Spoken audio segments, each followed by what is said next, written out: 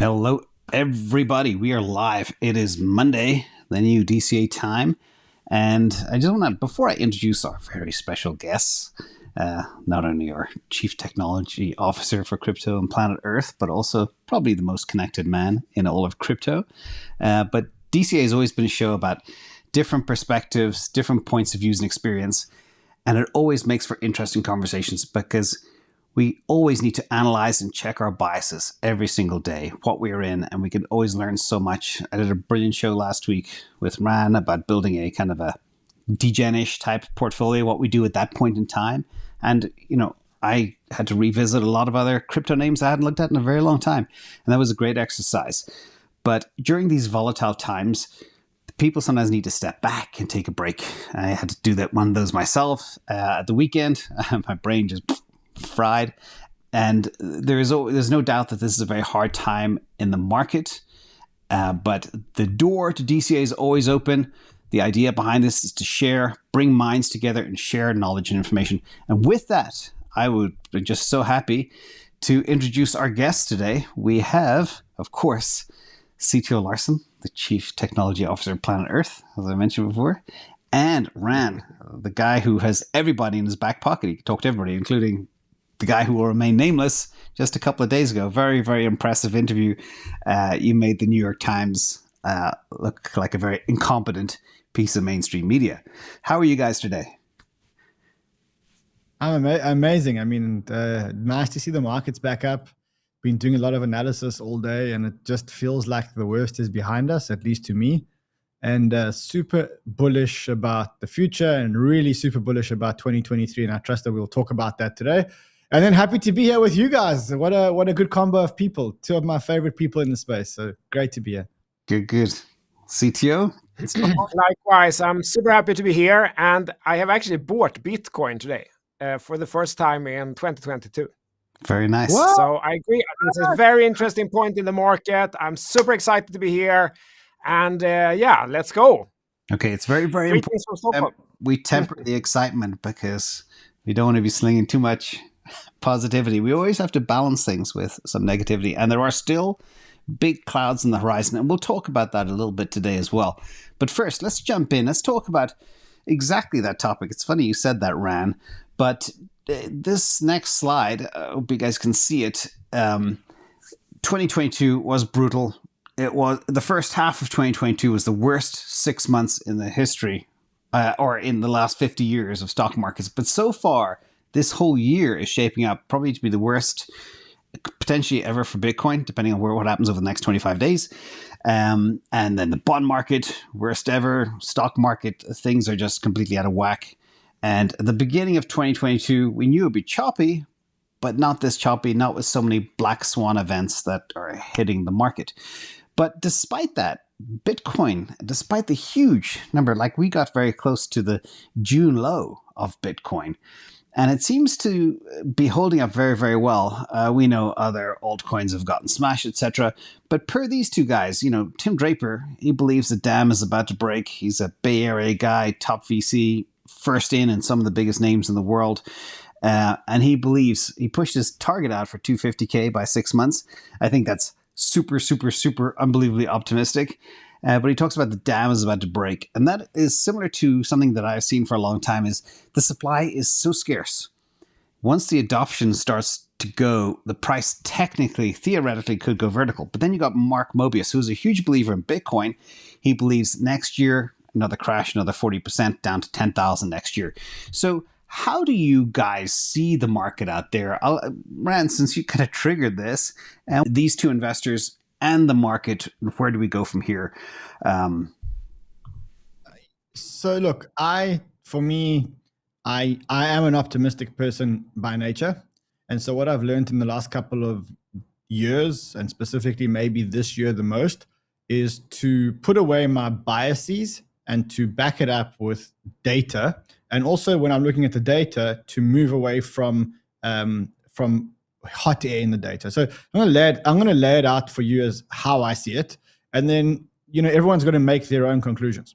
So as you correctly pointed out, if you take the 60-40 equity bond portfolio, it's had the worst year in over 100 years, which that to me is a very, very, very serious correction. Now, the reason why that happened is because of two factors, the reason why it happened is because of too much money printing, and on the other hand, supply shortages, which came from China. And the problem with that is that it caused rampant inflation, and the Fed had to fight the inflation. Now, the good news is that the Fed fight against inflation is really, really working at the moment. We've seen it in the last 3 inflation readings, and the next inflation reading is, I think, on the 13th of December, and hopefully that will back it up. The second bit of information that we're getting is that China is reducing its COVID lockdown, which caused a lot of the supply chain shortages, which drove prices up. So from a macro point of view, I'm tempted to say that there may be some black swans and some more shakes, but ultimately, I think that we've probably seen the worst. I think it's going to be highly unlikely that we're all of a sudden going to get a spike back in inflation. I can't predict the future, but given the information that I have at hand now, it feels like the worst is over for the stock markets. Then I take the equation into crypto, and I think we've had a brutal year. We've had a severe unleveraging, which caused a lot of players that were highly leveraged to unleverage or deleverage themselves in forced sales. And I think the peak of that is when FTX collapsed, because you're talking about the second biggest exchange or the third biggest or fourth biggest exchange, depending on how you look at the volume, collapsing with multiple big players' funds. So you got Luna, Thearis Capital, FTX, Celsius, and now potentially Genesis, all factored in as forced liquidations in the market. But at the same time, if you look under the hood and you look at the adoption of Bitcoin, and you look at the number of active addresses on Bitcoin, and you look at the number of active addresses on ETH, and you look at the number of, there are currently 400,000 active NFT traders in the market. At the peak of the bull run, there were 800,000 active NFT users. Those didn't exist in the previous bear market. The number of active addresses on Ethereum compared to the last bear market, we've almost tripled the number of active addresses on Ethereum.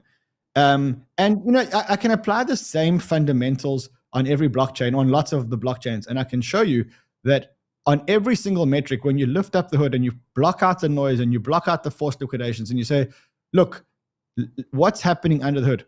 Every single one of them points to exponential adoption of the technology, which says to me that what's going to happen next is at some point the market's going to turn. I can't tell you whether that's going to be today or tomorrow or in 6 months or in a year, but I can tell you that it's going to happen because markets do that. They turn. And when the markets turn, ultimately the things that get adoption are the things that work and get adoption and generate fees are going to work. And we're lucky that in crypto, we have dashboards which show us all of this. Like you can see the daily revenue on Ethereum, you can see the daily revenue on Uniswap, you can see the daily revenue on GMX and Bitcoin and whatever else. And it's very easy to do some very basic calculations to determine whether these things have got value. Yep. So to me, it's a matter of time. I think it's near the end. I hope I'm near the end. I have enough bandwidth and endurance to continue running if the end doesn't come in the next 2 to 3 months. But ultimately, now is the time when there are many forced unleverages or deleverages. And, the smart man, when he knows that there are forced sellers and forced deleveraging in the market, smart investors are the ones that are buying. You're buying stuff that you can be very patient holding, and ultimately you're going to get rewards. And that's how I see it. There's a number of great points there we'll double tap into in a second. But I think it was Cathie Wood said just a day or so ago that if you're in crypto already, you're in the right place because it's a space that's going to 30x over the next 8 years. 30x. But again, bear in mind, 92% of all coins could go to zero. So, CTO, where do you stand in all of this?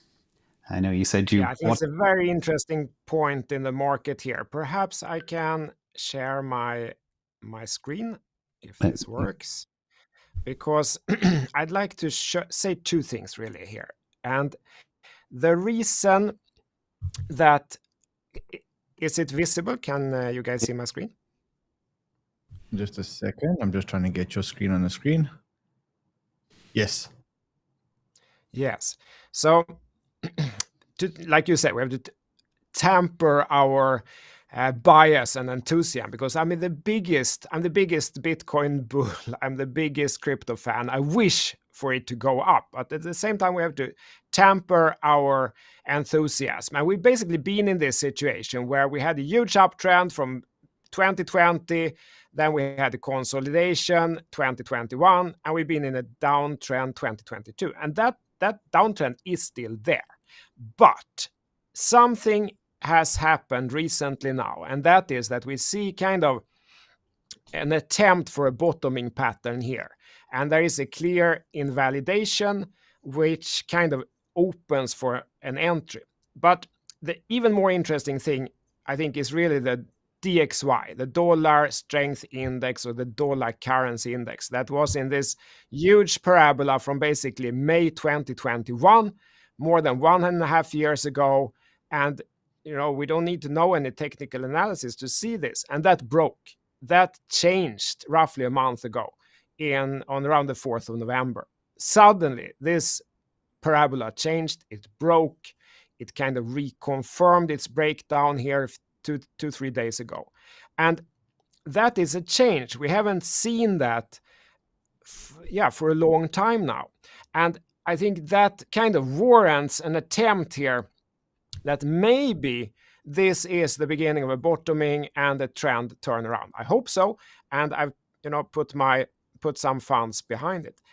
But I would like to say something else here. I will stop sharing this. Okay. And say something else, because one thing that I feel can be very helpful is to think in scenarios. It's very difficult to predict the future. A lot of people try. It's very difficult to get it right, because stuff happens that is kind of hard to predict. But thinking in scenarios is much easier. It's possible to paint a couple of scenarios and then see which one of those will play out. I wasn't here for the Mt. Gox, Black Swan, what happened in 2014, but I was here in 2018 when something very, very interesting that felt as big as this happened. ICOs were suddenly illegal. And we have to remember that most of the projects, they were ICOs. Ethereum was ICO, Binance, BNB, Cardano, all the projects were basically ICOs. Suddenly, American regulators come and say that, guys, these are illegal. And they didn't focus on Ethereum at the time. They focused on the new projects back in 2018. But what happened was that all those projects started to unwind at the same time. And how had they raised funds? They had raised funds in Ethereum. So even though there was no attack on Ethereum, there was no one going after Ethereum, nothing in Ethereum had changed, suddenly there was a lot of forced selling of Ethereum on the market. And that's kind of a little bit similar to the situation now. We have had a lot of Bitcoin forced selling because a lot of these entities have started to unwind.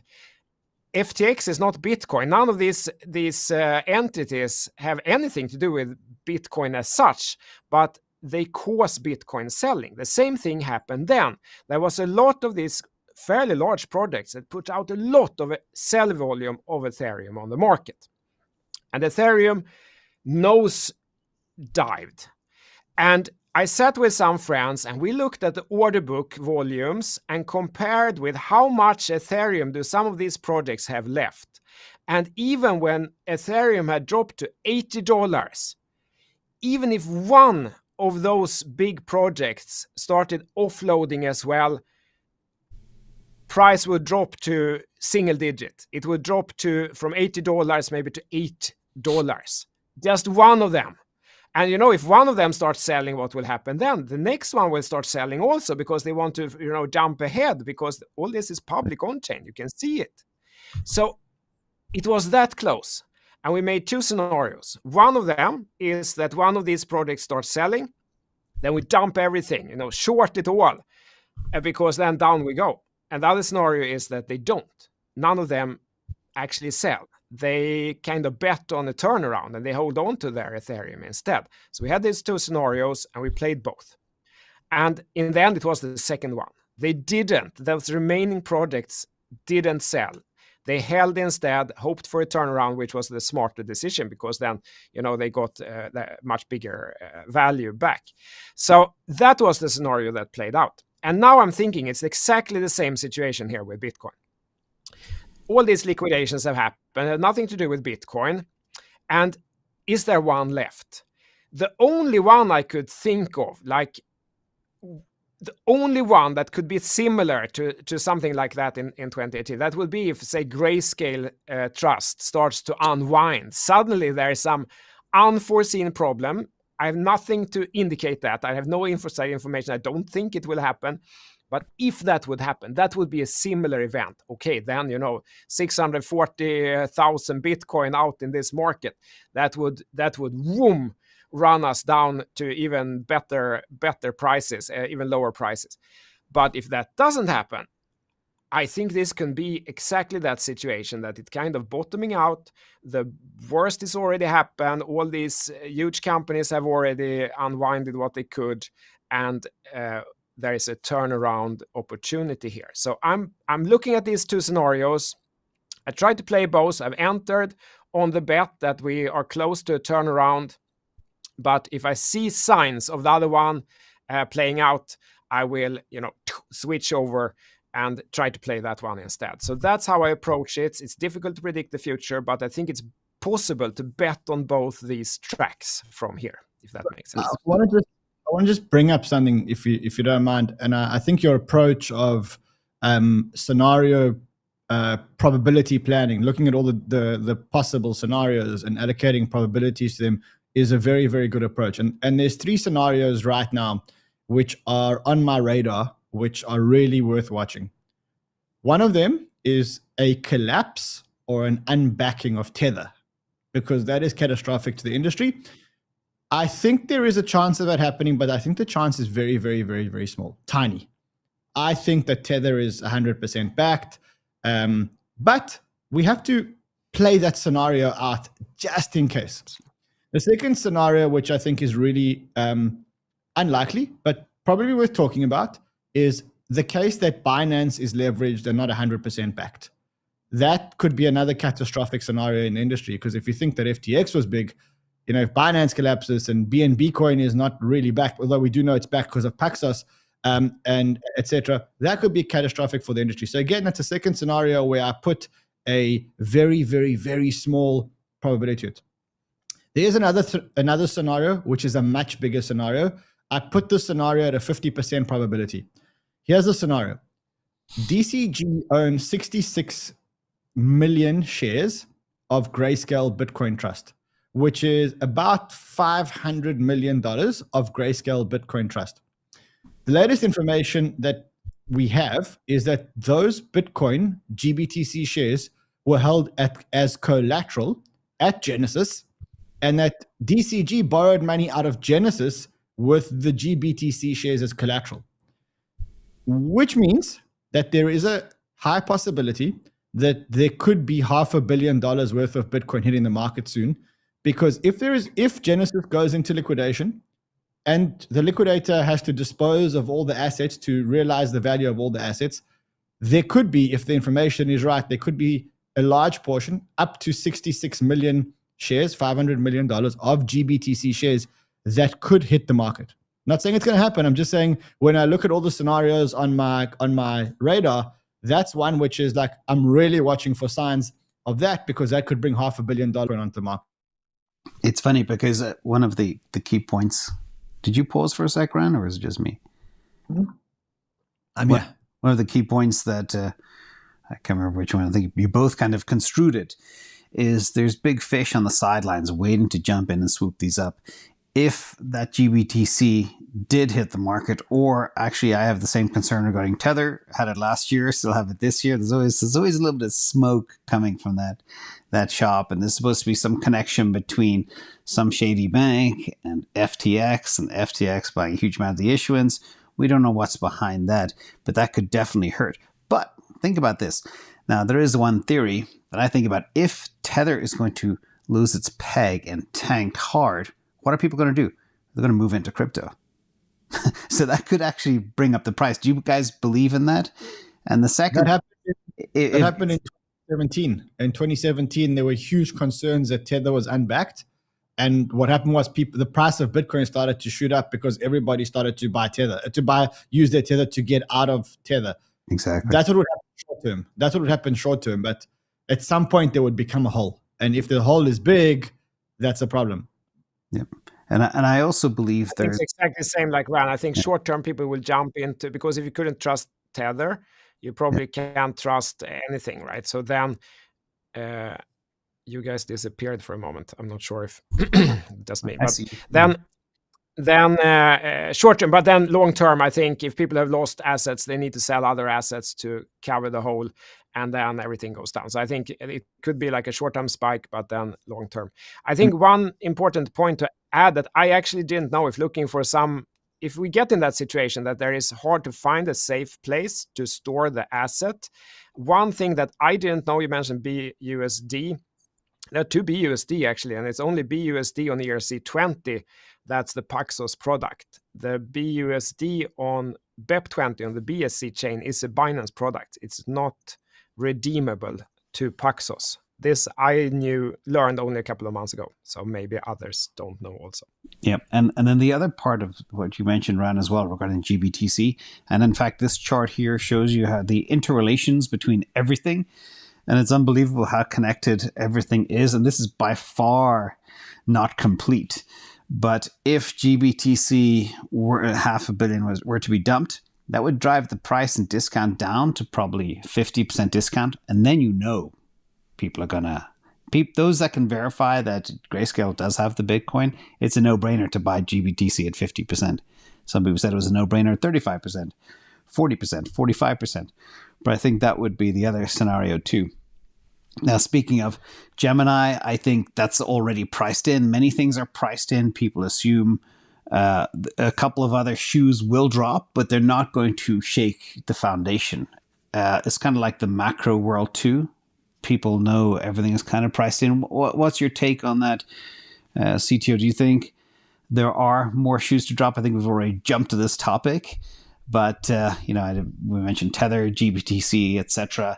But there are people sitting on the sidelines because of everything that has actually happened in the space. Like, going off another tangent here, normally in the historical world, people run into Bitcoin for safety. Now people are just staying away altogether. Do you see some of that happening too? I for sure, there's a lot of large players who are waiting and dying to get in here, 100%. Yep. I think a lot of large players did get out earlier, and they're now waiting to get in. And of course, it's hard to time that.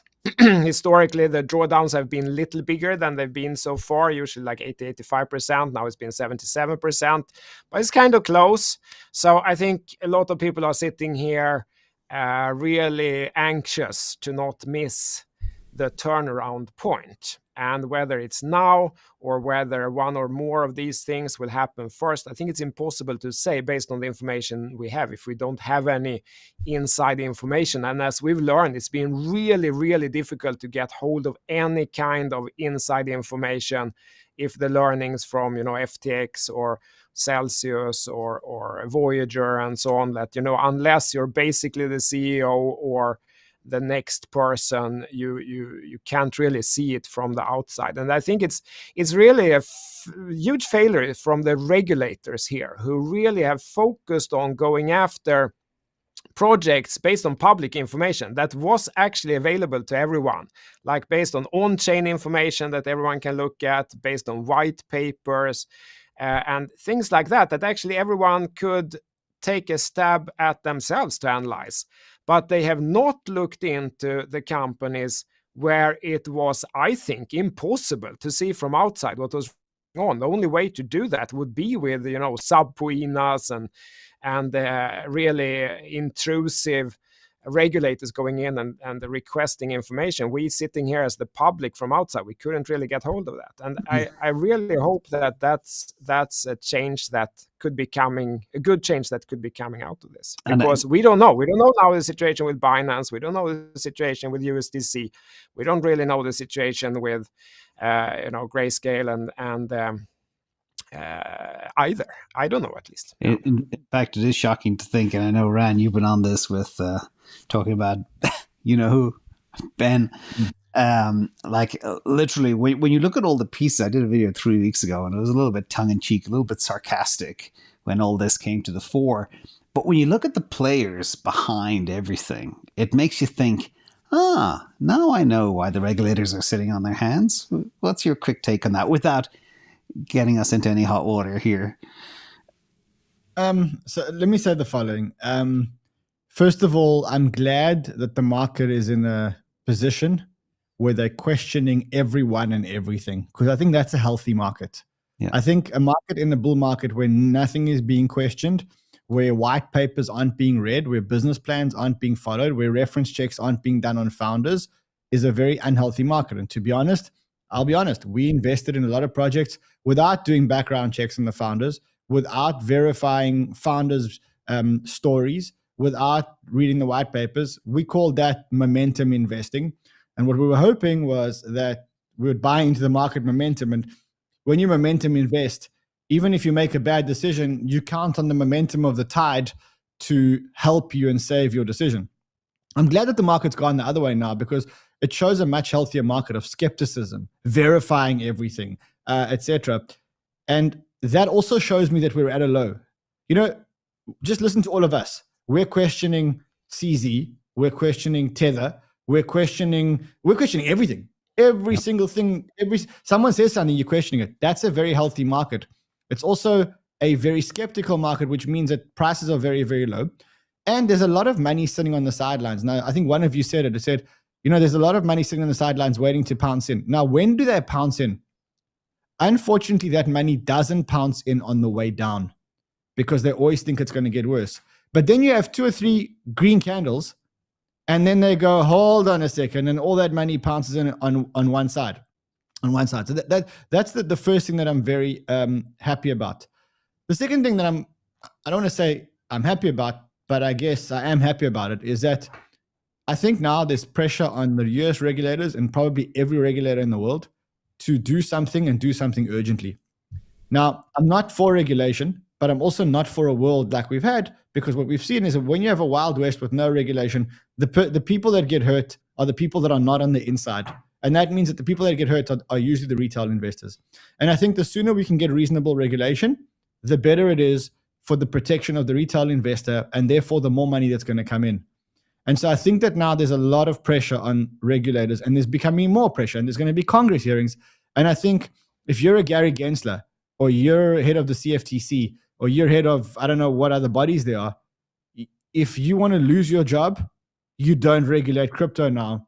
And then you let the millions of people who lost money in Congress, or lost money in the US, go to the polls in 2 years and decide on a president.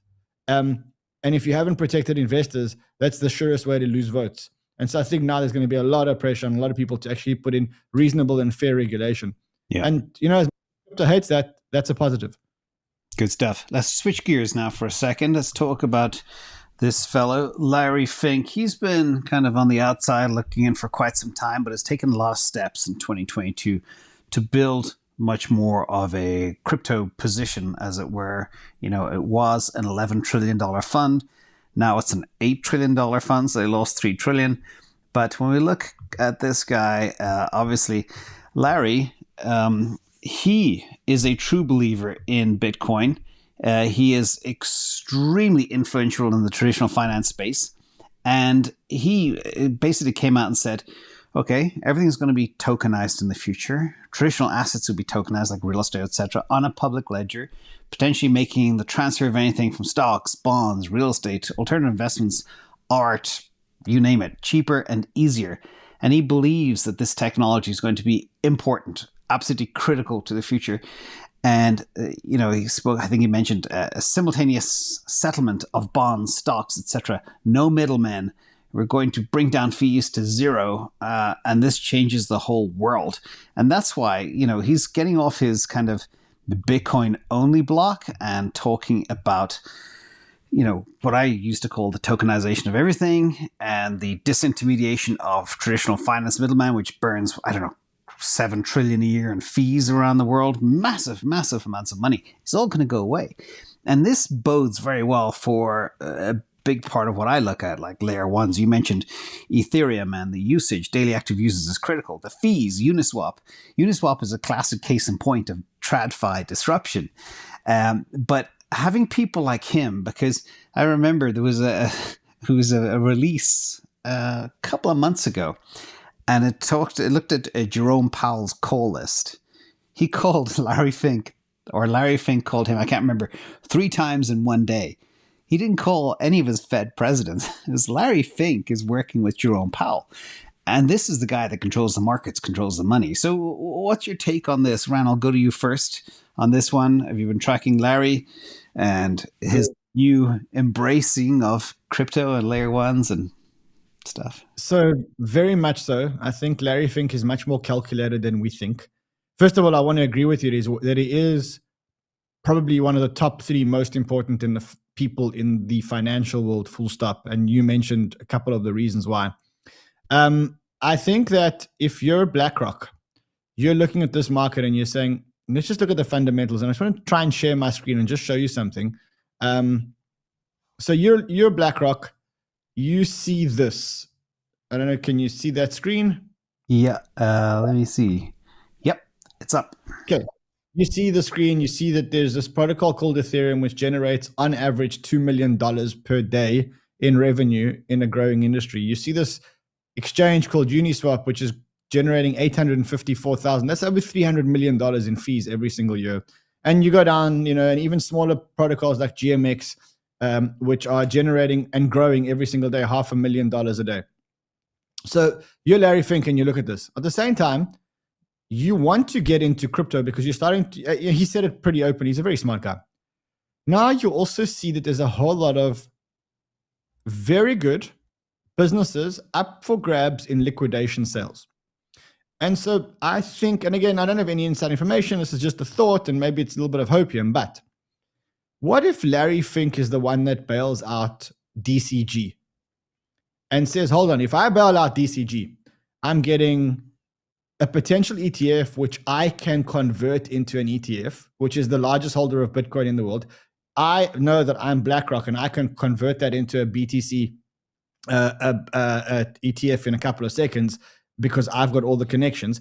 I also see that I can get a lending business, which is a fundamental great lending business, which is just in a little bit of trouble, and so on and so forth. And so I think what I'm getting to now is, A, I think Larry Fink is important. B, I think Larry Fink is going to be all in on crypto just because I've watched his progression. Like everybody else, he started off as a skeptic. He moved into Bitcoin. And then after going to Bitcoin, you go into Ethereum and DeFi, and then you become a full-on degen, right? Because then you realize how amazing this technology actually is. Yep. And the third thing is, I say BlackRock's got a lot of money, and now would be a great time to be scooping up things at fire sale prices. And so I wouldn't be, no information, no inside information or anything, but I wouldn't be surprised if by the end of this, BlackRock make a whole lot of acquisitions, which position themselves as very, very, very strong players in crypto. Wouldn't be a surprise to me. Excellent. I see many of the same things. CTO. Oh, absolutely.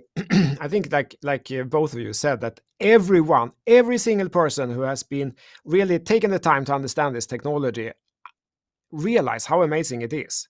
And if we look back at all the problems that have been now with these centralized exchanges, if this had been on the decentralized protocol, we wouldn't have been in this situation because people would have uncovered what was really going on.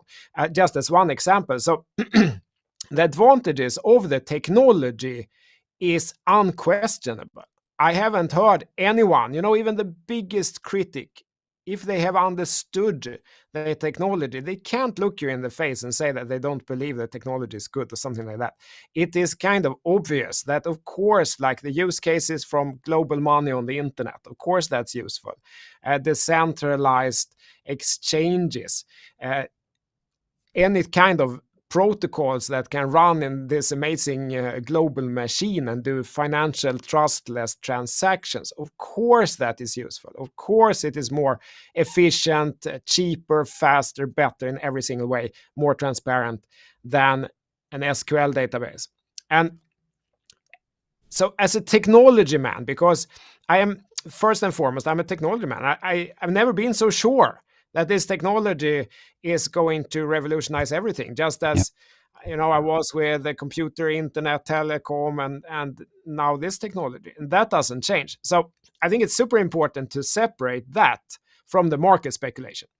Like, prices go up because there are buyers who go out of control. Prices go down because there's forced liquidations, depression, people selling. And in crypto, where in cryptocurrencies, where there is no fundamental valuation in the same way as a stock, the swing can get much wilder. That's just a great fact if we like market speculation, but that has nothing to do with the fundamentals of the technology. And smart people like Larry Fink, he has understood this also. A lot of people have understood this, and for sure they want to take action on it. Even, the banks are trying to get into crypto. They all get it. But you don't talk it up while you're trying to buy. You talk it down when you're trying to buy, and you talk it up when you're trying to sell. If you're someone that with, market moving capabilities like BlackRock and so on, they have to be careful with that. So we won't hear, if he goes out and starts being overly positive, that's when we should be worried. We want all these people to be kind of skeptical and so on. That probably means that they are buying. Yeah, well, at least from what I'm seeing regarding that point, he is very positive. Like, there's no doubt in his mind, and he's a complete transformation from the guy 5 years ago to today. You'd swear it's not the same person. But yeah, fascinating times indeed. Interesting take on both. We're going to move a little bit quick now. This is a little slide. It's funny, Ran, you and I had this exercise 4 days ago, I think it was. We built our little portfolios. Completely different focus on what we're doing. But last night, they were both worth exactly $2,034 from the initial 2,000. And I thought that was kind of funny how things move up and down. Different spaces are moving faster. And just want to ask for the audience, everybody's always asking, it's like, okay, where are you focused? So CTO, obviously, Bitcoin is a big focus of yours, but I know you have looked at the technology of layer ones like I have in the past. And Ran, you've got a great finger on the pulse of what's happening in the space. Gaming, NFTs, DEXs. DEXs is funny. I thought DEXs would be huge in 2022 because people are going to be fed up dealing with fees and stuff, like a place like Coinbase, but I didn't expect everything else to blow up as it did. But if you guys had to pick top 3 names people are interested right now, what would they be? CTO, you first. Obviously, Bitcoin, probably Ethereum. Yeah, exactly. I mean, of course,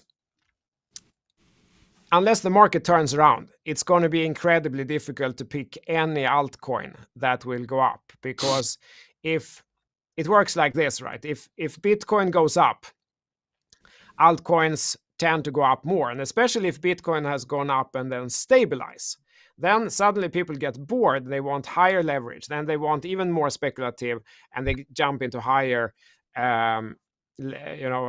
leverage trades, which is then typically more speculative altcoins. So that's really the right time to, if we get a huge run up in Bitcoin, then it stops, it doesn't crash back, it stabilizes. That will be the time to really, try to jump into altcoins probably. We're not quite there yet. We really need to see a turnaround in Bitcoin. But if that happens, I think there's a lot of these projects you have on your list that are very likely to outperform Bitcoin. And I mean, we have these amazing tools, right? We can analyze these on the Bitcoin chart and see, are they trending up against Bitcoin? Probably they will continue to trade up. But yeah. I want to be careful to say that until that has happened is probably difficult. But I like a lot of projects here from a fundamental perspective. You have Rune there, Thor Chain, which is the first really working layer one. These are also Ran's choices too. It's a combined list. I think that one is interesting. I think total Solana had like 96% top to bottom drawdown. Could be a huge turnaround case if they manage to get out from the whole FTX contagion. BNB, if they come out of this, as the only exchange almost that, still operating, they could have another run. But I think a lot of these projects are definitely I like a lot of these projects, definitely. And Dogecoin, maybe Elon Musk does something. Who knows what could happen there? Yeah, it's funny. Ethereum, Bitcoin, of course. Yeah, It's like literally, I think Elon could tweet the letter D and Dogecoin would add 20%. It's insane. yeah, exactly. And what about you, sir? Well, you know this list very intimately. Has any thesis changed over the last 4 or 5 days? I know you're working with your team right now to get their picks. Still steady, Eddie? So let's just say that today we had leak news around Twitter that potentially they're introducing payments, and that drove Dogecoin up by 10%. Don't know if you guys saw that. Yep. Since then, the account that leaked the news has been deleted. It shows her LinkedIn profile, but the screenshots are there and the GitHub posts were there. And so it's kind of seems like it's inevitable. It's just a case of when, and then whether or not Elon's going to use Doge as one of them, we don't know. But it would be very funny if after all his talk about Doge, he leaves out Dogecoin. So I say that. I think more important than calling which are the best on that list, I think the idea is to understand the principle of how I got to my list. Yep. So I'll ask a few questions. The first question I ask is, will the token survive a bear market? Because if it doesn't survive a bear market, then, if this bear market goes on for another 3 years, I don't think it will, but let's say it does, and the token doesn't have enough runway, then that token is dead. The second question I ask is a very simple question. Can the token actually get network effects? And the reason network effects, for those people who don't know what it is, it means that when a new user joins the network, the value of the network increases exponentially. And what we know is that when something has network effects, the growth cannot stop unless there's government intervention, 10 times better technology, or a failure in the technology. And so what I look for when I select a token is I ask 3 questions. 1, will the token survive a bear market? Can it survive the bear market? 2, in the design of the structure of the protocol, does every additional user add value to the network exponentially? And if the answer is yes, therefore I say, okay, then this token can get network effect. And the last question I ask is because we know that every additional user can add value to the network exponentially, and I say, is the token actually growing in users? Because if it is growing in users, what you know for sure is that the network effects become more and more and more powerful. And if the token has all 3 of those, then I'm going to turn around and I'm going to say, you should be buying the token, because in history, every single network that has got network effects has eventually accrued a whole lot of value. Now, the next part of it becomes, how much risk are you willing to take? Now, if you take that list that we did, all of those have all 3 criteria. In other words, they're all going to survive a bear market from a financial point of view, do have token design and structures to get network effects, and are growing in users. And then the question is, how much risk are you willing to take? If you look at something like, for example, a Kujira, your fully diluted market cap is under 100 million, but an equivalent on Cosmos chain has a 5 and 6 billion valuation. So there's a 50 extra money there, but it's much higher risk. And if you look at something like, a BNB, I think it's great. It's got network effects, but your upside is not as big. And so when I made this list with you, and specifically the tokens that I chose, I asked the 3 questions, and then it's just a case of being patient and letting it pan out and looking at how much risk you want to take. Exactly. Great stuff. And in fact, this one take me to a next step. This is kind of an interesting chart. Let me blow it up for the audience here. And what's interesting about this is, and it goes back to, it's amazing. Every topic we've discussed today, it's all interrelated, just like the contagion is all interrelated. But typically, historically, in times of uncertainty and market turmoil, you see a rotation to relative safety of Bitcoin. And part of it is that, the FTX drama recently, many traders, investors, it was the final nail in the coffin. And they didn't rotate into Bitcoin. They just left the market. And it takes me back to the big question as well of kind of where Larry Fink is coming from. Should we focus on utility as well? And this is where I think, CTO, you and I differ a little bit, because I look at Bitcoin dominance, and that's what this chart is about. We're back below 40%. which means a lot of people are playing the alt game. They're front running the action. And if we look at our portfolios over the last 4 days, with everything that's happened, the DEXs have gone up like 10% a day in some cases, and many other names people are just bypassing Bitcoin. Now, getting back to what I look at a lot is daily active users. I see it blockchain as a mall. If there aren't a lot of people in the mall, it kind of ties into your network effects and Metcalfe's law and everything else. Now we have Ethereum with a lot more users than Bitcoin. What does that mean? Does that mean, okay, Ethereum could flip the market cap of Bitcoin going forward? I definitely believe so if we get this disruption of TradFi. But when you look at this chart over the past couple of years, I'll blow it up one more time, you will see since 2014, the relative dominance of Bitcoin is going down.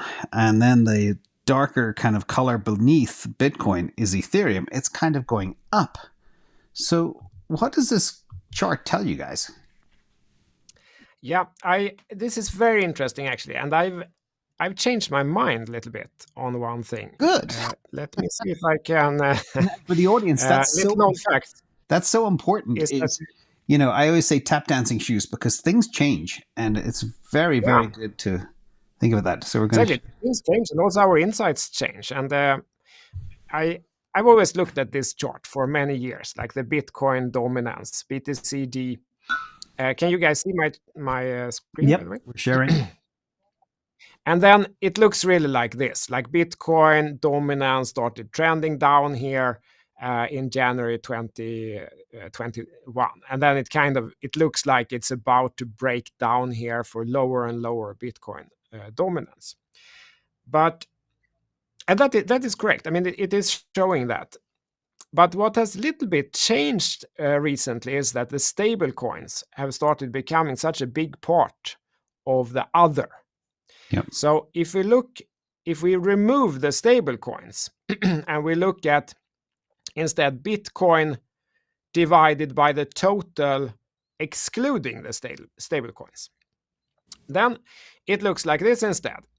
Then it looks a little bit easier actually to analyze what is really going on, because now we're only comparing Bitcoin as a share of all the coins, like the Bitcoin and the altcoins.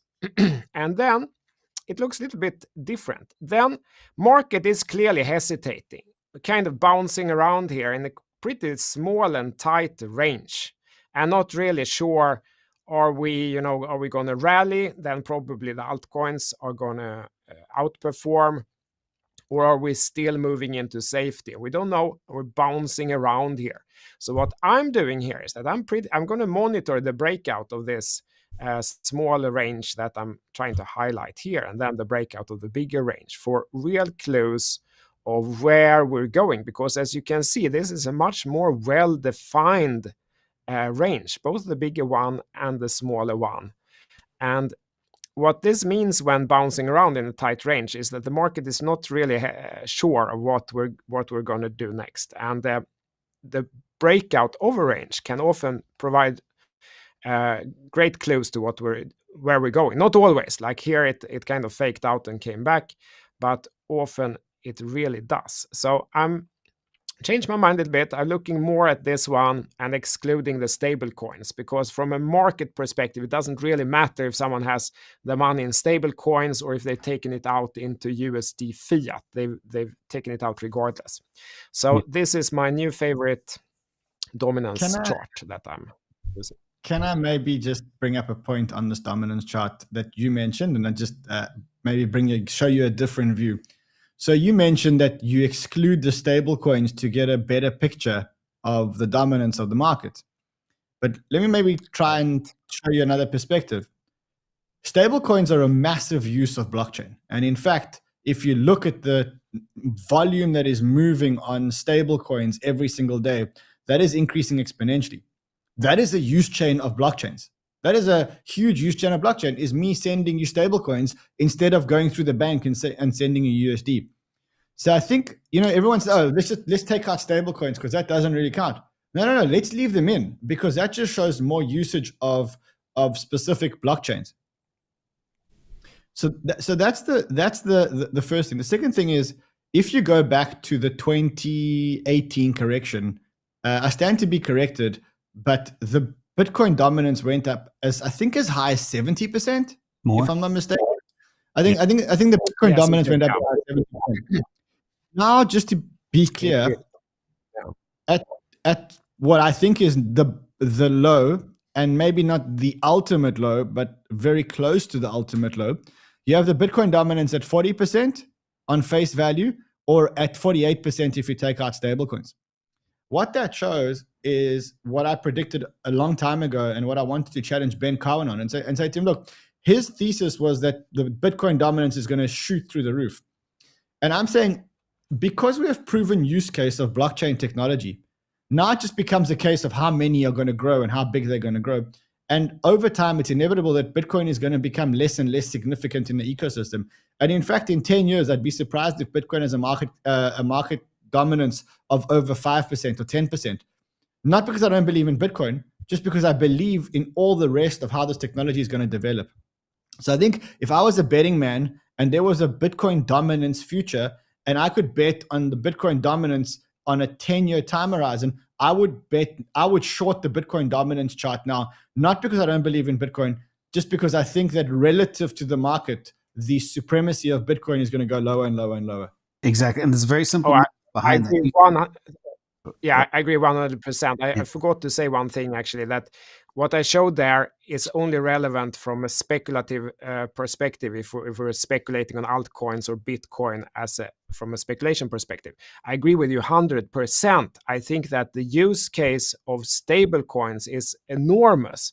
I see it myself. I'm sure as you have also. I mean, I have this thing. It's more for fun, right? But I want to live like we learn. I have this product, and people can choose if they want to pay with card, bank transfer, or cryptocurrency. And so to live it and really feel it. Is there a value in this or not? And there's enormous value. PayPal costs 10% with the currency conversion fees and everything. Bank transfer it's always a problem, and unclear if they have paid. Crypto works instantly, costs no money. And the use case of paying with stablecoin is probably the easiest because the price is fixed.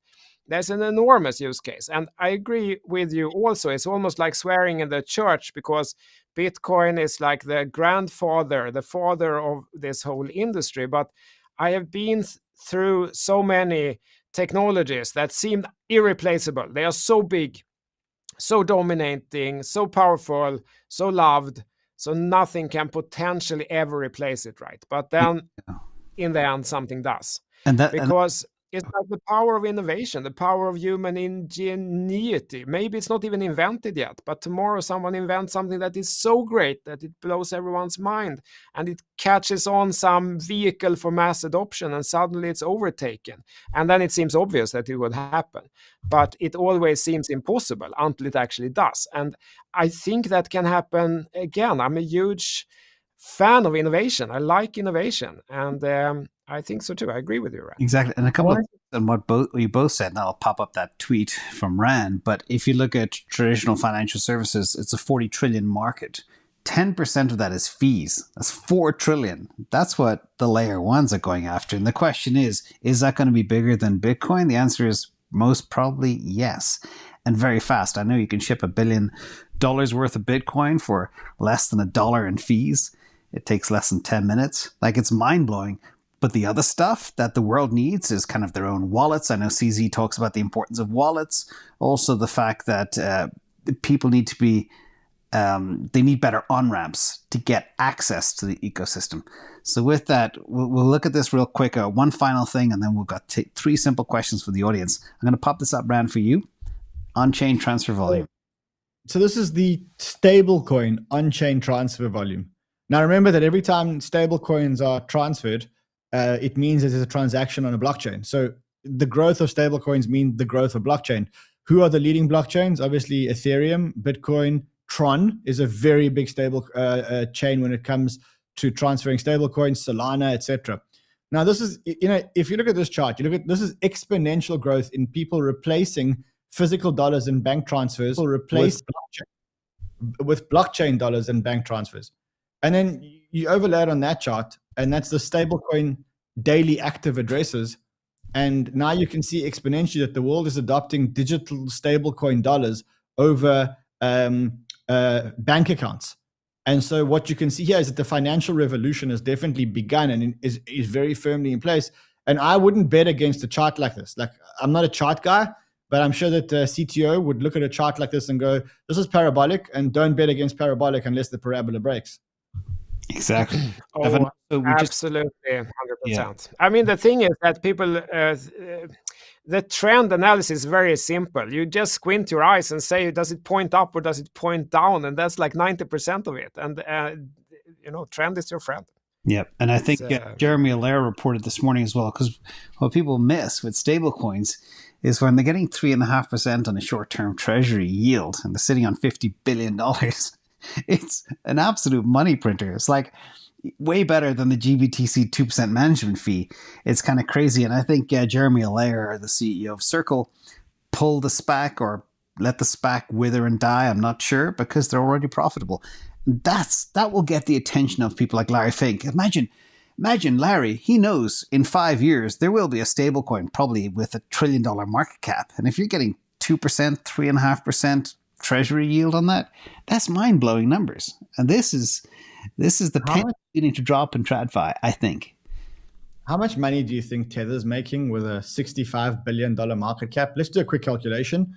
Let's assume that they've got 10% or 15% of the Tether on call for of the cash on call for early redemption. So that means they've probably got $55 million in some kind of investment. You take a 1-year basic risk-free government T-bill today. That 1-year risk-free government T-bill is earning 5% today. Maybe just under. So on a very, very, very conservative calculation, Tether's making 5% on $50 billion. Larry Fink's looking at this and going, hold on, there is a business that generates $2.5 billion in fees with almost zero cost base. Why aren't we in this business? Why don't we take this business away from the Federal Reserve and the banks? Look, guys, there's no way that the smart people in Wall Street aren't seeing this and going, we need to get in here, and we need to get in here fast. I mean, come on, we know this. Yeah, that's crazy. Last topic before we open up to a couple of questions. And this is, I think he is I can't remember if it's Coindesk or something else, but Man of the Year, Nick Carter, a lot of respect. People always assumed he was a Bitcoin maxi, but then he started singing the praise of some altcoins like Ethereum, etc. And I think Nick says you can love two metals. And one of the things I just want to talk about and your perspectives on toxicity in the space. You have, original Bitcoin OGs like Eric Voorhees and Jesse Powell, etc., who embrace pluralism in crypto. But how do you guys manage toxicity? My philosophy is very much own less things, but have higher conviction and manage them carefully, because every asset is so complex, requires a lot of time. That's one of the reasons. And also, as Warren Buffett used to say, diversification is for people who don't know what they're doing. But in full disclosure, 5% of my crypto is in Solana. It's been hit hard due to the FTX fallout. But people like Nick Carter becoming kind of the crypto man of the year, how do you guys deal with that if you're not part of a certain tribe or you don't say good things about a certain asset? Just interested in that right now, because tensions are very high in the ecosystem. And I'm wondering how you deal. Ran, you first. You're nodding and smiling. I was going to say, let me go first, because I think I've been the victim of a lot of toxicity. And here I am, and I'm smiling, and I'm building, and I'm stronger than ever. So I'm going to answer that question. So I think we need to understand that crypto is made up of two elements which make it three elements that make it highly toxic. The first thing is crypto is a combination of technology and religion. And what you know is if you insult a person's religion or their sports team, which also becomes a religion at some point, that they will fight back at all costs. And that the problem is when they fight back, it's not only them that fight back, but it's the whole faction. It's all the people backing the religion, all the people backing the football team. The second element that crypto has is that the way we interact with crypto is usually anonymous. Usually our accounts are anonymous, and if it's not our accounts, then it's our Twitter profiles. And a lot of Twitter profiles are anonymous and don't have real people logged onto them. Just like the comments here in the YouTube, I can see a whole lot of comments here in the YouTube which are not very good comments, but also don't have a name or a real photo associated with them. It's an avatar that's hiding behind an avatar. The third thing that crypto has is the fact that there is money involved. And that because there is money involved and there's very little regulation, which by the way is the fourth thing, then automatically the default is if you lose money, you get very hurt and you need to express your hurt. And unfortunately, if you lose money and you get hurt, then the easiest thing to say is, well, I was scammed, or this is a scam, or this doesn't work, or here's a scam, etc., etc. And look, to be blunt and fair, and you know this, and you can probably still see it in the comments here, we've been attacked a lot of times. Okay, and we're still here. Our business is bigger than ever, and we're working as hard as ever. And we just managed to keep going, keep on keeping on. And the reason why we keep doing that is because we know that we look at the fundamentals. We know that we have really good intentions, and we got to block out the noise from the faceless Twitter avatars and faceless YouTube avatars who talk for the sake of venting and for the sake of inciting mass movements against people in crypto. So we focus on the fundamentals, we keep on keeping on, and we do it all with good intentions. And ultimately, what we know is that in time, the market will come back to equilibrium. If we do get attacked, we like to respond with the truth. So we have. And at times when we made mistakes, we were the first to admit it. When we got caught out by one of the viewers for selling tokens onto the market, and when I did the investigation and I realized that was actually the case, and we actually did do that before we had a code of conduct in place that permitted that. And the reason why it happened is the business was 4 months old. And at 4 months, we had no idea what we were doing. We had zero idea what we were doing.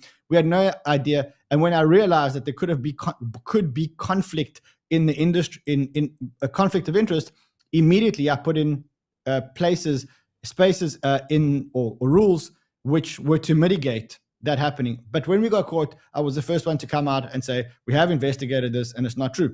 When we get attacked and the attacks aren't true, we're the first people to come out and say, look, you've done this, but it's not true. And so I think the fundamentals here are as follows. As long as you keep looking at the fundamentals and you do things with good intentions and you play by the book, we don't really care what chain you support. If you love Cardano, or you love Solana, or you love Ethereum, or you don't love Ethereum and you only love Bitcoin, and you can back your thought with fundamentals and you do so with good intent, then just keep on keeping on. And eventually what happens is, I just believe that if you do good work with good intentions and always follow the fundamentals, and you're honest and you don't scam people, take money from people, then ultimately the market will reach equilibrium, and your view will be the truth will shine. And I know that crypto is as I said, it's a very, very, very toxic space because of the 4 reasons that I gave you earlier. But ultimately, if you're going to be in this game and you're going to be high profile and you're going to be doxxed in this game, then you need to know what's going to happen to it. And as I said, as you said to me before the show, you've been taking a hard time lately, specifically because Solana fell.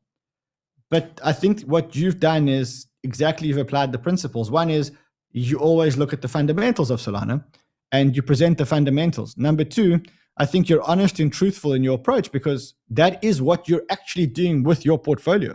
Yeah. And so if the market goes down or Solana goes down, your portfolio has gone down as well. Now, hey, if we could predict the market like fortune tellers, then we wouldn't need to do this, because we could just predict the market like fortune tellers and we would become billionaires. All we do, me, you, Larsson, is we use all the tools that we have and we do the best that we can to make decisions, and then we publicize our decisions, which, by the way, not many people are willing to do. And then, unfortunately, you're going to get market movements, and FTXs are going to collapse, and Solanas are going to come down when they come down. And as long as you can justify what you did, and you're not lying to your audience, and you're not dishonest in your ways of scamming people, you got to keep on keeping on. And what I found is that ultimately the community grows with you and the community becomes stronger. Our community right now is bigger than it's ever been. It's more loyal than it's ever been. In fact, it is one of the most loyal communities on crypto YouTube. I haven't got the latest figures, but at the last time we heard, it was the most loyal community on crypto YouTube. So just keep on with the fundamentals, be honest, be truthful, and don't scam people. And then you can push as hard as you can in your beliefs. And hey, if your beliefs were wrong, and you can then say, hey, I felt really strongly about Luna. I really did. I put 55% of my portfolio into Luna and Luna related companies. Okay. And I told my audience exactly what I was doing. I was very transparent about it. And then Luna collapsed. I didn't think that Luna was going to collapse. Otherwise, I wouldn't have had 55% of my portfolio. But I was then very honest and transparent in where I went wrong. I was very, very, very honest in where I learned the lessons. And I taught the community the same lessons that I'd learned. And the community that have been following me have followed the journey, and they'll never make the same mistake again. And I'm going to continue on those fundamentals for as long as I run this channel, and probably for the rest of my life in anything that I do. Exactly. That's brilliant summary. In fact, one of the things that I know is I think, again, somebody said it recently, they call it style drift. And I know in investing, you have to stick with your convictions despite the weather. It's like you're going to sail across the Atlantic. Yeah, you're going to be hit by storms and everything else, but you still want to get there. It's no point in going halfway across the Atlantic, turning around and going back. So that costs a lot in investing. CTO, what do you think, sir, about this whole topic? Yes, very interesting. That was eloquent. That could become a video unto itself. I think it's money right there. Great job, sir. Oh, absolutely. It was very interesting, and I agree with everything you said. For me personally, criticism doesn't really get to me so much, because I worked previously for many years in a big telecom company, and I had a high position there. So usually when I go to see the customers that bought some telecom system for $1 billion, they're not going to bring the softballs when I come. It's going to be tough meetings every time, and there's always things to criticize, things we should do better. So it doesn't really get to me. I usually understand the customer. I try to understand where they're coming from, and it doesn't get to me. The criticism isn't about me as a person. It's about what I've said or done and so on. They're not saying I'm bad, but I feel that that's about me. It's not so interesting maybe for the audience, but I think an advice I can instead give for the audience, because I understand how people, it's like you both described, it's a tribalism, and people have put maybe their entire economic future into one idea, and it has to succeed. And then if someone comes and says that I don't think this is going to work, I think that's going to work instead, is too much to take in. You hate that person almost. It's like you're attacked by a different tribe, and we're cavemen and women to some extent still, and we feel like let's go and beat up the other tribe. That's the instinct that we have, and it gets so emotional.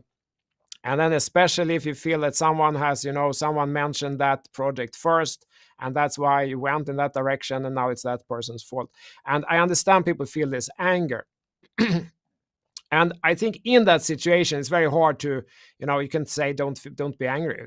They are angry, and they're going to be angry. I think the only way that maybe can help them is that try not to be in that situation. Try not to be in the situation where you put all your eggs in one basket and then just sit there and do nothing.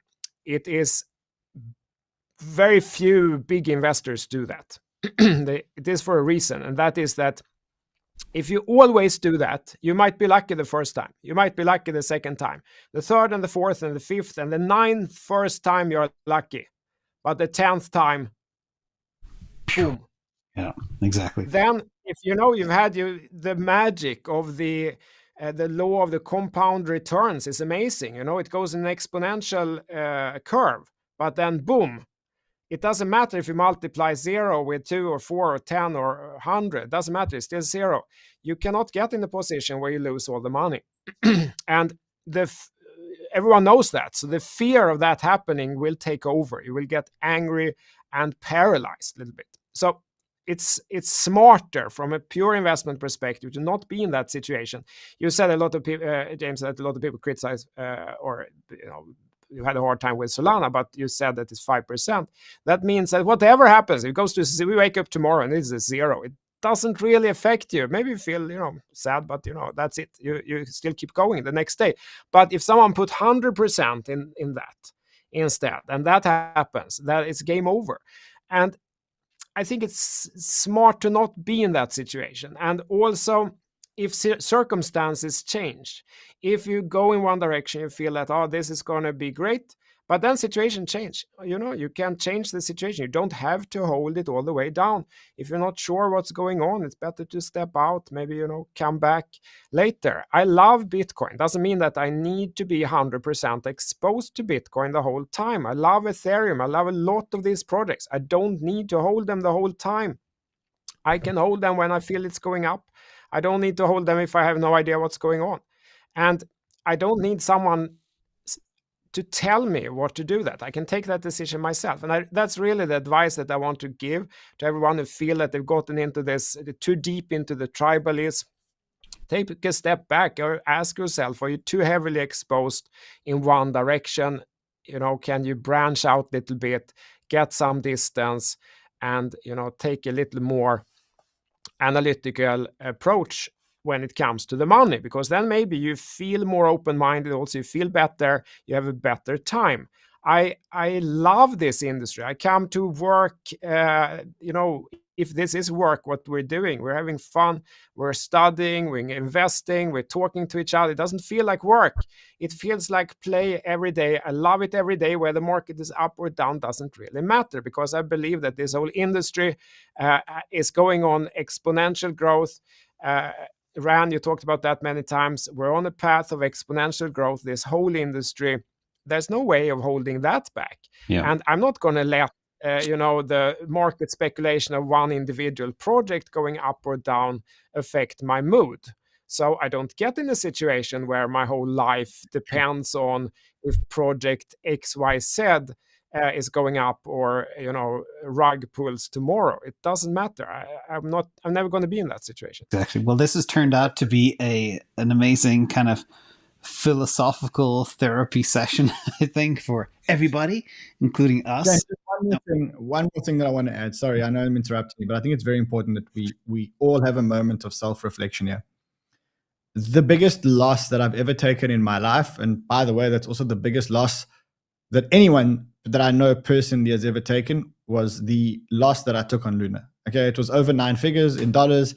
I've spoken about it very openly. There's podcasts about it. And one of the things that I had to do afterwards was to reflect and make sure I learned from my mistakes.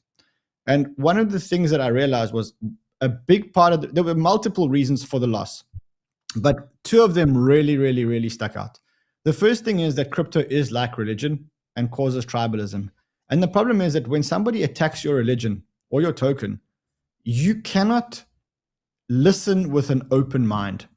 And that's why when many people told us, Galoy Capital told us, many other accounts told us that Luna couldn't work if it was attacked. But the lunatics, including myself, decided to, instead of listening to that, to rather push back.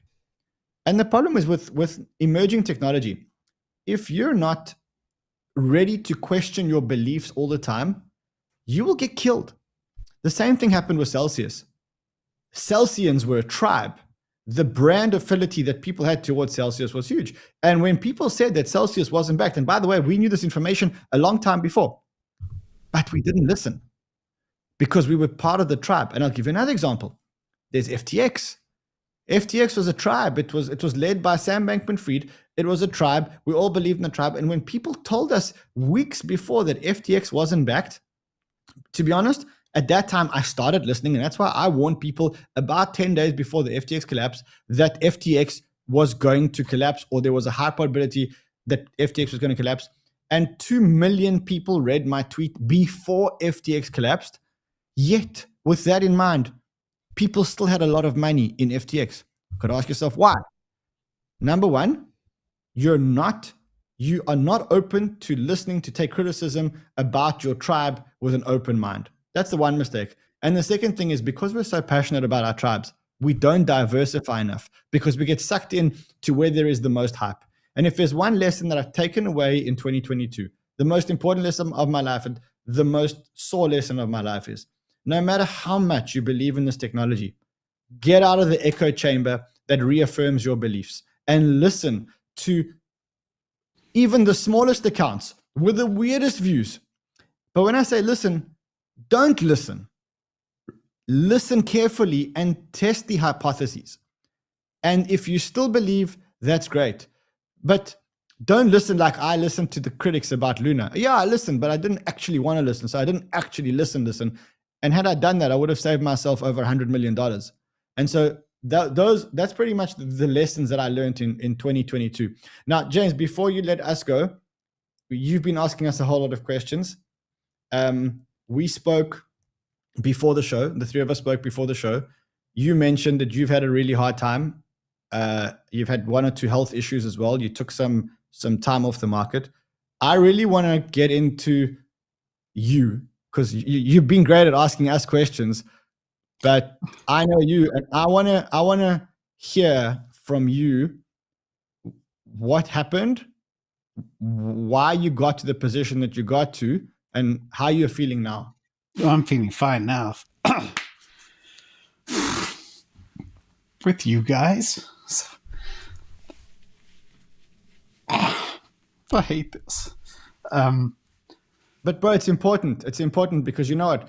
You, like us, you put up a brave face every single day, and you motivate people in huge times of crisis, and you take abuse from a lot of people, but ultimately you do a really, really, really good job. And people forget that there's a human on the other side and that humans are fallible and they make mistakes. And I think maybe this is a great opportunity for you to use this opportunity to be open and honest with your audience and just tell them what you told us and tell them what happened. And you know what, maybe some people that are listening who were maybe the cause of what caused you to have major health issues will listen, and maybe 5% of them can change their ways towards people like us who do what we do weekdays, weekends with the best intention, and for very little, very, very, very little reward. I can't imagine that you earn more than $10,000 a month from all your YouTube stuff. So maybe just go. I want to really get this out, and I know it's hard, but let's do it. No, I think it was just a question. I started this. I retired, kind of when COVID began, and I got bored. Made a YouTube video to convince my friends to buy Bitcoin at the yacht club. That was the whole idea. And that video just accidentally went viral. But what I've been doing, basically, I started the channel January 2021. I've been doing videos 7 days a week for nearly 2 years. And the creative process, as you know, is tough. I have a team, but do a lot of the work myself. And I think, working 12, 16 hours a day just hit hard.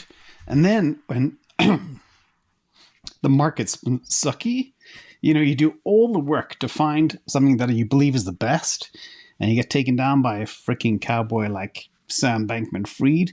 Well, what upsets me, what pisses me off is how he got away with it, how he was able to do that. And then other things like, Alex Mashinsky, I had him on the channel 3 times, and then people say, oh, you did this much referral revenue. Somebody wrote in a comment yesterday, you did this much.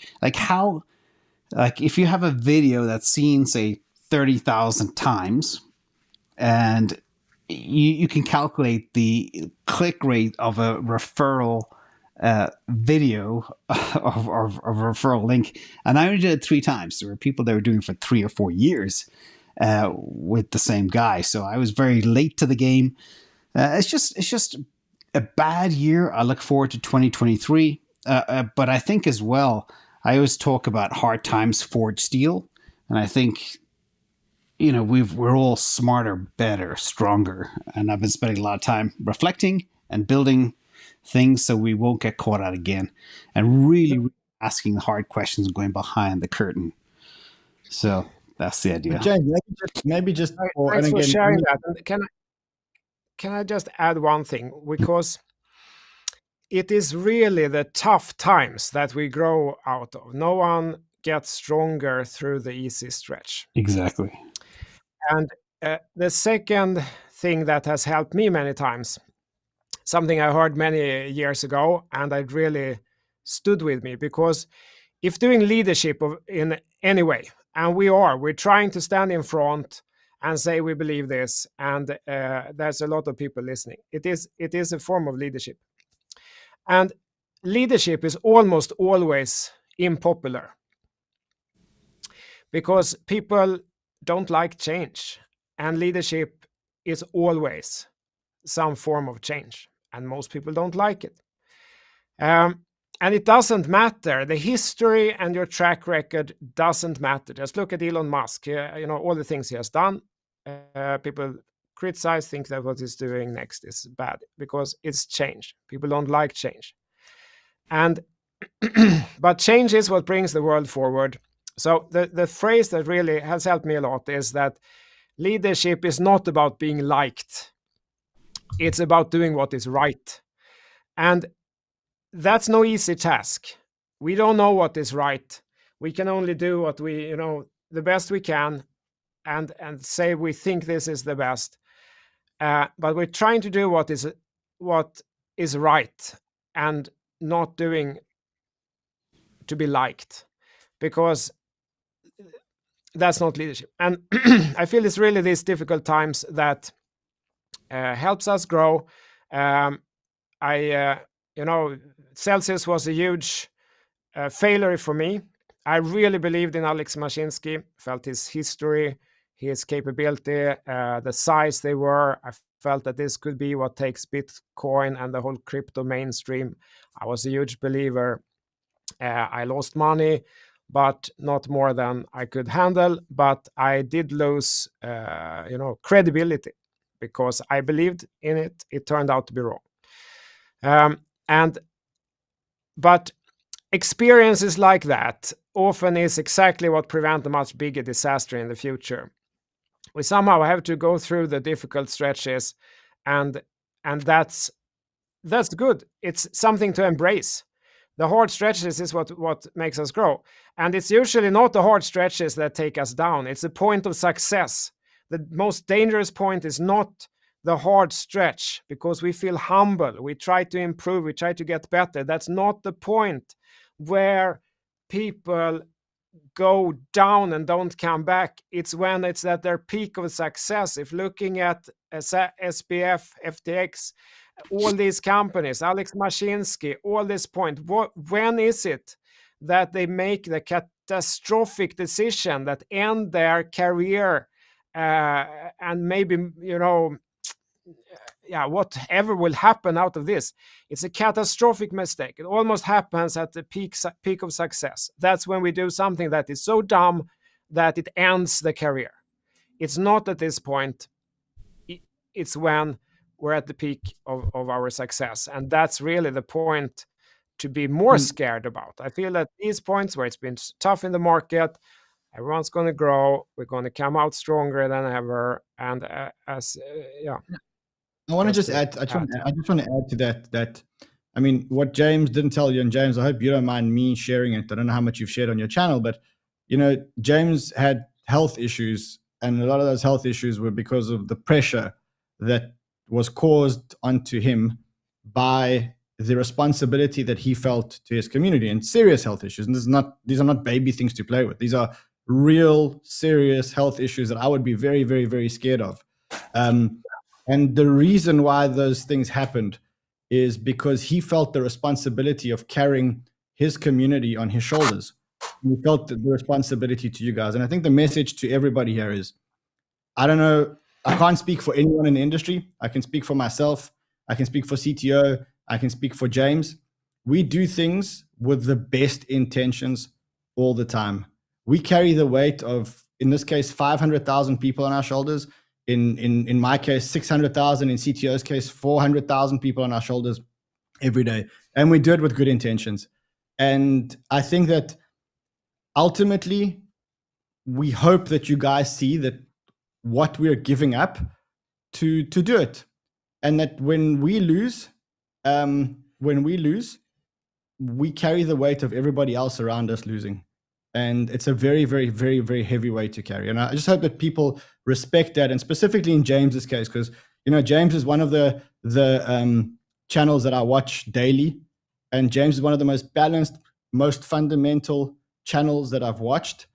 And I just think that it's important that people understand what he goes through when he gets attacked.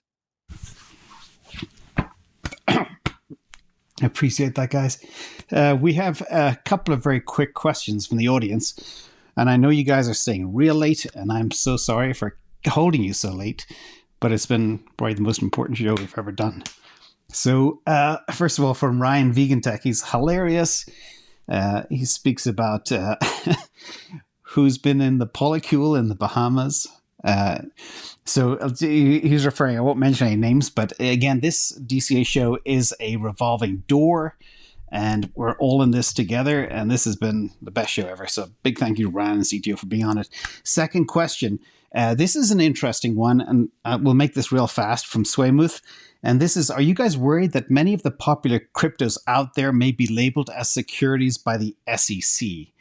So I have a take on this, but I'll ask these gentlemen first. Would that kill altcoins, or would it just force them to invest in becoming regulated, which means the small guys wouldn't be able to do it, or they'll be banned and have to go offshore? What's your take on that topic? Either one. I have a take. I think that a lot of these tokens, I think what you got to do is you got to look at the fundamentals of a token and apply them to some kind of Howey test. And what you'll then realize is that a lot of the tokens may have been securities when they were issued, but today it would almost be impossible to label them as securities. And I think a good example of that is probably XRP. Maybe the SEC will win the case. Probably not, but maybe the SEC will win the case. But even if they do win the case, all they deem is that when XRP was issued, it was a security. But it doesn't mean that it's a security today. And what could then happen is the only thing they could do is maybe levy a penalty on the founders or the company and then move on. So I'm not worried about that, but I am worried about some tokens that are centralized and have a dividend type mechanism and fall prey to the Howey test. And one of the things I said when you're investing is, first thing is look at the fundamentals of the token. And if fundamentally it looks like a security and it feels like a security, then in your calculation, then you should factor the fact that it's going to be a security. And the problem is that if they do it does become a security, a lot of the utility of a token will die, because you can't just change securities you have to go through a broker dealer example in the United States. And so you won't be able to use the gas on Ethereum if it's deemed a security without going through a broker dealer, and then effectively Ethereum dies. And that's part of the calculation that you have to do. Exactly. Great stuff. CTO, any comments on that one?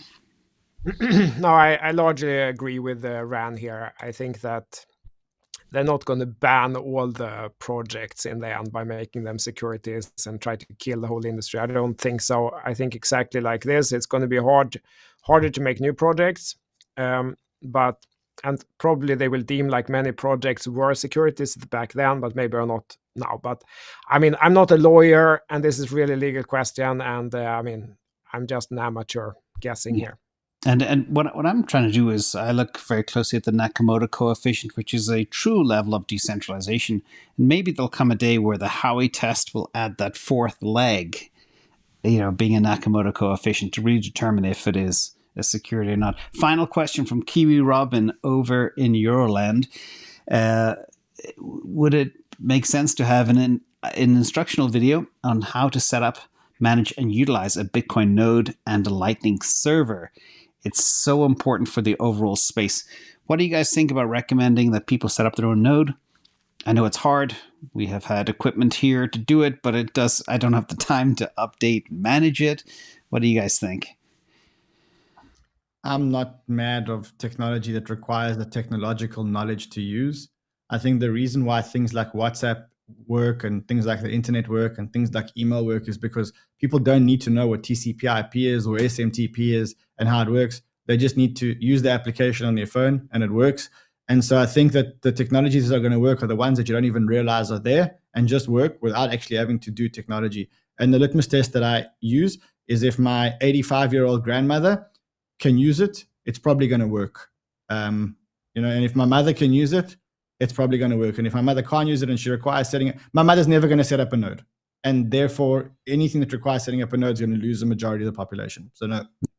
Yeah, I think so. I think that it's enough that enough people do it. It was the same like when internet was new. Enough people needed to set up routers, and it was maybe universities, organizations, some hobbyists, and so on. But everyone doesn't need to do it. And I think it's the same thing here. Most people will not run their node, but enough people. If enough people do it, it's enough for everyone. And I think that's the situation we're in. There are enough nodes on many of these projects. That's excellent. But I don't think everyone needs to run that. Kiwi Robin, we will look into it. We'll see if we can put something together for those that do want to set up their own node and maybe a Lightning network, but it is a little more complex than meets the eye, but it's not that complicated as long as you know something. So final note, I want to thank you both for probably at least my best show ever, at least deep reflection. We've covered so much ground that I think is valuable to everybody in the audience. That's why I do this. Don't forget to subscribe to CTO Larsson's channel, link below. Same thing with Crypto Banter, link below. The most loyal community in the cryptoverse and soon to be the biggest too. So, we're here. James, thank you so much for having us on. Thank you so much for having me. We're here, everybody. We're here for the 30x. That's why we do this. This space is going to 30x. Be on the right horses. Wait 5 to 8 years. The reward will be there. The fact that you are watching this show means you know what crypto is, which means you're in the top 2.5% of planet Earth. You guys agree with that? Couldn't agree more. Absolutely. And I think I couldn't agree more. And it's great to be on a show like this. And James, my friend, keep going, keep staying strong, and keep up the leadership. You too, guys. Thank you both. Love you all. Ciao, ciao. That's a wrap. Ciao. Love you.